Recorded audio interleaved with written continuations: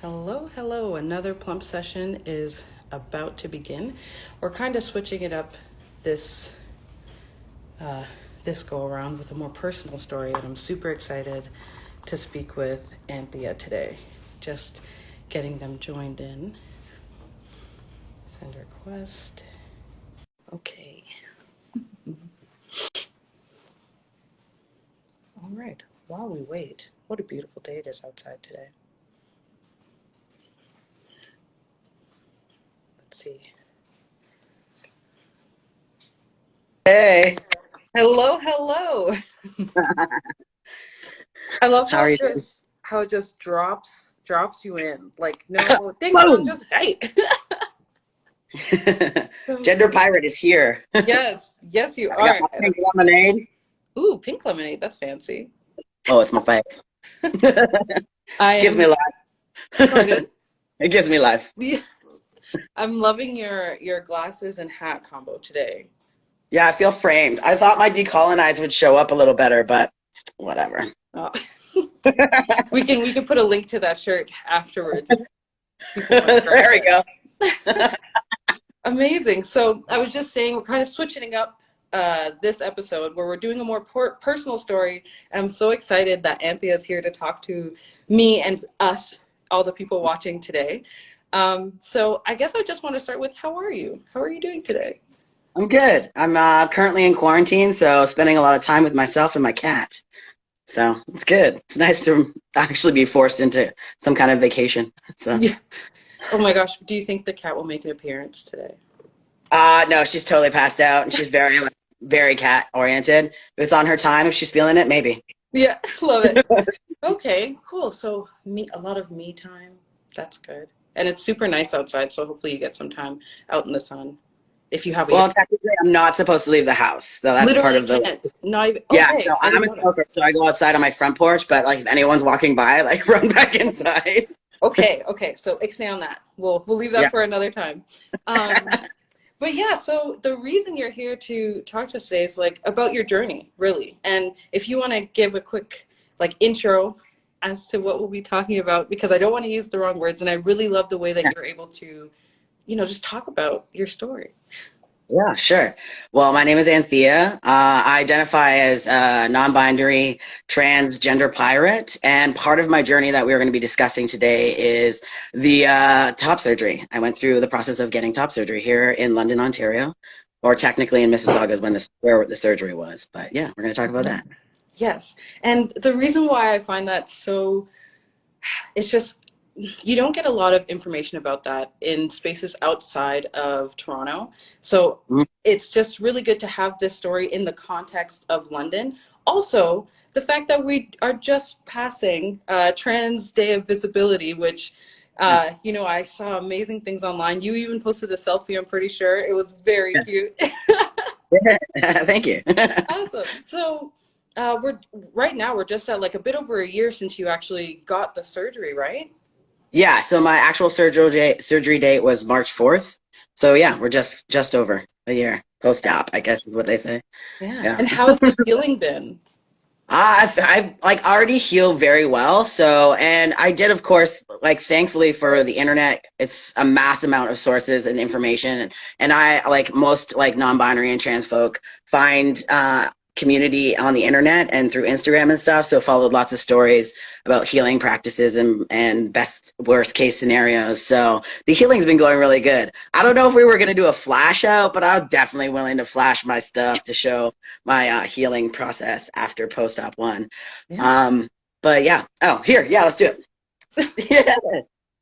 Yes. Always good to have that visibility. And it looks really good. And but I do want to add that not only did I mean physical healing, also just like spiritual healing, mental healing, because it Yeah. doing having such a reaffirming situation, whether it's surgery, whether it's someone just finding the clothes that they like or finding the label that they like. I love your labels, binary, gender pirate. That's like my Yeah. favorite one to say. So what has that been like too? Yeah, because this is a journey of self like exploration of myself. It was one stage of reclamation, being able to have the physical surgery, but just it literally was a weight off of me, you know? So physically, emotionally, mentally, psychologically, um, I stood taller, you know? I stood more comfortable in myself. I felt myself more. It just, it's having an internal reflection be an external reflection, and that's physical and emotional. So it gives a person much more confidence, a stable ground to stand on to like keep fighting, keep working, keep living, you know? So yeah, just Mhm. laid a good foundation for more happiness and yeah, self-love. And as much as you're creating that foundation for yourself, you do a lot of work with other people who are experiencing, who have the same life experiences or are just beginning, nearing the end of it, right in the middle. So do you want to talk about that work a little? Yeah, I think I've definitely been rainbow sprinkled as opposed to blessed. But I mean, grew up in the LGBT community.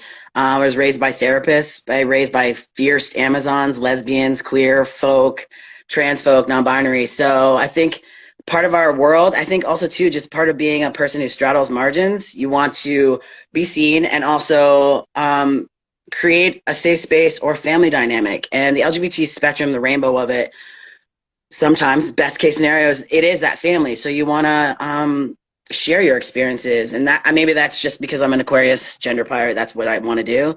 I like knowing, being known, and knowing others, so sharing my experiences and being open to others and to be able to help and assist or support or social lubricate, you know. So Yes. And shout out to your Instagram handle. yeah. So let's bring it back a little. If you can talk a bit about what it was like, what were your actual steps, you know, being in London and then getting the surgery in Mississauga, I think you said. Yeah. Yeah. So for me, I mean, I look real young because black don't crack, but even at my time, there was not a lot of surgeons, and everyone was going through Sherborne Clinic in Toronto, and then either going in Toronto or going to Montreal for their top surgeries. There wasn't a lot of surgeons practicing here, doing a lot of top surgeries. So initially, I didn't even really know I could get top surgery covered. It was really, there was a lot of, it was confusing and convoluted. And so I started out trying to get breast reduction surgery because I knew that was covered by OHIP because mama was poor, you know? Um, so that process was really disheartening because there was stipulations around your body mass index, BMI, and I'm a thick ass motherfucker. So, oops, sorry for swearing. So I just never qualified. I needed to lose a ton of weight. So from that process, and I hadn't even started T or anything like that, whether or not you wanted T, and there was stipulations around being on T for 2 years before you could get assessed for all kinds of stuff. And so through that process, it just kind of took years and years and years. And while I was supporting other trans youth through gender journeys and through school and other programs, it just became a time where I was helping others, and I was like, it's time for me to like look at myself. And it just so happened that the legislature changed around OHIP coverage for top surgery, and you no longer needed like years of psychological assessments or anything like that. A diagnosis of gender dysphoria, which an endocrinologist can do in an appointment, and that's what happened for me. Is I got approval to see an endocrinologist, and through that was diagnosed with gender dysphoria. And my endocrinologist, Dr. Kreider, shout out to another brown freaking fantastic woman, she actually helped me out with all of my paperwork to get OHIP coverage. And so from there, it was just picking a surgeon, and I had already known about McLean Clinic, and one of his things is he has patented some surgeries that don't require drains, and I was freaked out by drains, so it was just a personal choice for me. So you choose a surgeon, and then your paperwork goes to that surgeon, so you're kind of locked into that, or I was at that time. And so it got approved anyway from him, and I was just kind of the thing though that with that is with OHIP coverage is that each surgeon has a certain allotted amount of OHIP covered procedures that they can do for top surgery. And it was when our lovely Doug Ford came into office. And so McLean, for me, he reached his max because it got cut. So I got delayed another 2 years. So I should have had my top surgery 2 years ago, this March 4th. But yeah, funding, politics, that kind of stuff. Hmm. And so then it just got pushed until his new allotment of OHIP covered ones were. And that's when I went through my process at McLean Clinic. And so every like top surgery clinic has their own procedures and stuff. And I could go through that if you want, but they're all going to be different and there's lots of explanations about that. But Yeah. yeah. I love that you call it a gender journey as opposed Mm, to a transition. Uh, yeah. because that word can be so heavy for people. Because for some people, it's literally just like testing the waters, figuring things out, and then you figure out what you like from there or how you want to be represented or represent yourself. Um, Yeah. yeah, that's amazing. That was also the name of the program that's through London Intercommunity Health to help non-binary trans folk through that process of gender journeys. Yeah. So I can't cop to naming that, Okay. but Okay. Okay. Um, so yeah, we're good. This time runs by so quickly. Um, mm, so the thing that I was thinking about was, going back to the labels, gender pirate, non-binary, and trans. So for those who aren't familiar with what those terms mean, and though they may be different for each person, can you just define them for yourself?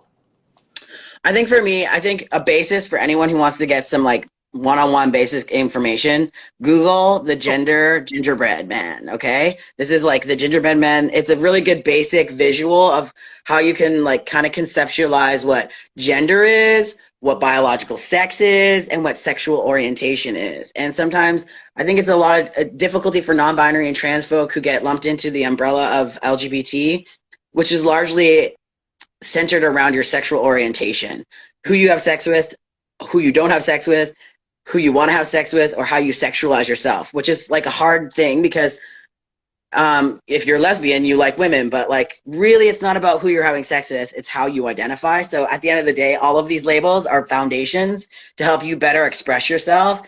And that's why I have gender pirate. It's my own explanation. Otherwise, just call me Anthea.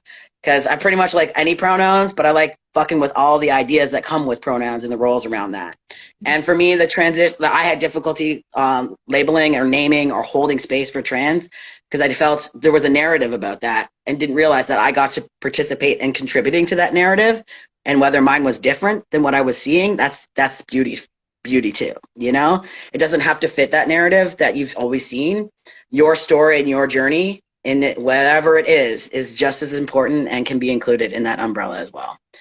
So yeah. So, but genderqueer, gender pirate is that I'm just like slashing all the kind of roles and ideas of like what gender is, what roles are, what sexuality is. Trans because it helps others who don't have any other understanding about these kinds of concepts beyond what the narratives they've already heard. I think it was the same thing when back in the day when I identified as lesbian. It was just like what was known at the time. Now my sexual orientation would be more pansexual because it's not based on who I'm having sex with because those people are going to identify themselves as they are. I can have a concept in my own head, but you know, Yeah. so that just fits me best. Amazing. Well, always so wonderful to speak with you, Anthea, because you bring such high level things just down to the earth where anyone can truly understand it. And like I said at the beginning, I just love the way that you're able to speak about yourself because I know for myself, I'm not as eloquent, nearly as eloquent as you are. I would say it's neuroses about introspection. I spend too much time thinking about my damn self. And so for those of you who are watching, you can check out more about Anthea's story or just see the awesome things that they're posting all the time at Social Lubricator. And this concludes the latest episode of Plump Sessions. Thank you so much. Thank you. Thanks.